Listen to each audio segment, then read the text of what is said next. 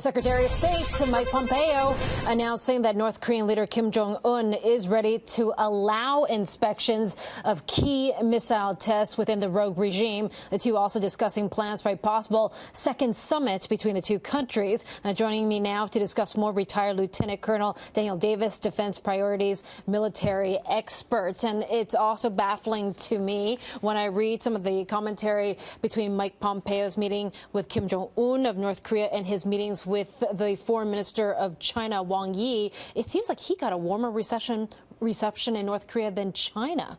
Yeah, it really did. And I just wonder if that's not part of China's message to say, hey, we still are in the driver's seat of this, or they want to be in the driver's seat, or possibly even also pushing back a little bit on some of the economic and the financial issues going on with us between the two. But overall, I think Secretary Pompeo is really charting a good course here. Right. It's going step by step, and I think that we're heading in the right direction. And so Kim Jong Un and the North Korean regime seem to be open to allowing inspections in their key nuclear sites.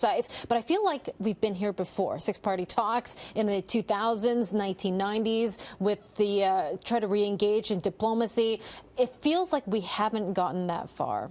Well, and that remains to be seen what happens. We have up to this point been here before, but there's a few things that are different than we haven't had before. Number one is President Trump has been willing to take risks and to do things that his predecessors haven't done. He's given peace every chance in the world to happen, and so far those things seem to be making good progress. And the second thing is that President Moon Jae-in from South Korea has been doing a really good job in diplomatic and navigating between the two. Yeah, and even Kim Jong Un seems to have more interest in engaging with the world than certainly his grandfather or his father did. And, you know, so there's some possibilities. And that might be a generational attribute as well, him being a younger generation and possibly a globalist compared to his forefathers. But what does the second summit achieve?